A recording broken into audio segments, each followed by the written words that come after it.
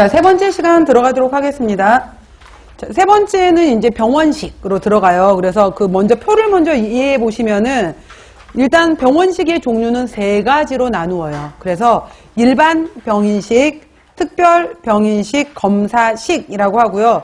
특별 병인식 같은 경우에 밑줄 하시고 특별 병인식의 경우에 이거를 바로 이제 우리가 보통 치료식이다 혹은 환자식이다 라고 말하는 거예요. 그래서 치료식 환자식은 예를 들어서 같은 병실에 6인실이야. 6인실인 경우에 뭐 대부분 비슷하게 들어와 있지만은 한 사람은 만약에 당뇨로 들어와 있고 한 사람은 뭐 골절로 들어와 있고 소화기계 질환으로 들어와 있다면은 6사람의 식단이 다 다를 수 있잖아요. 그러니까 각각 환자에 따라서 질환에 따라서 달라지는 그 식사를 우리가 바로 특별병인식, 치료식, 환자식 이렇게 표현을 해요. 같은 말.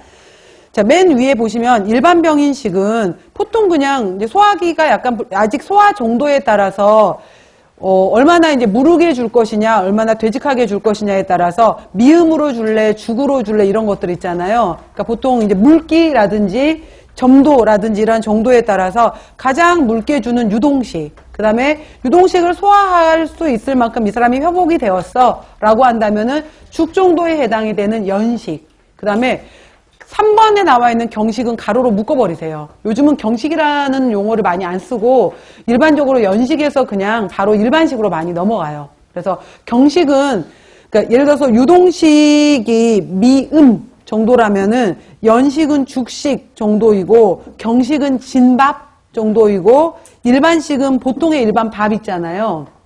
아, 물기나 그 되직한 정도에 따라서 나누어지는구나 라고 보는 것이 일반 병인식이고요. 그 다음 잠깐 이제 제가 설명드릴 게 특별병인식인데 앞으로 이제 우리가 그 다음 시간부터 들어가게 되면은 소화기계 질환, 뭐 당뇨, 심혈관계 질환 쭉 들어가잖아요. 그러면은 환자에 따라서 예를 들어서 이 사람이 급성 간염 환자다라고 하게 되면은 이 사람한테 열량은 어떻게 줄 거야? 당질은 어떻게 줄 거야? 단백질은 어떻게 줄 거야? 비타민은 어떻게 줄 건데 그 중에서도 또 무기질 파트는 어떻게 할 거야? 특별히 이 사람은 섬유소 부분은 어떻게 처리해 줄 것인지, 그 밖에 이 사람은 뭐 어떤 것들을 더 유의를 해야 돼? 이런 식으로 해서 환자마다 이제 다 달라질 거 아니에요. 그랬을 때 이 급성 간염 환자다라고 한다면은 일단 초반에 이 사람의 경우에 크게 식사에 거부감이 없다면은 고열량으로 주자. 그 다음에 당질의 경우에도 단백질 보충을 해주고 단백질을 보완해주기 위해서 단백질도 당질도 충분히 공급해주자. 조직을 재생시켜야 되고 간세포를 정상화시켜줘야 되기 때문에 단백질도 충분히 주자. 그 다음 모든 비타민 대사에 관련된 곳이 간이고 여러 가지 에너지 대사를 일으키려면 비타민들이 있어야 되잖아요. 비타민들도 충분하게 줄 수 있을 만큼 주자.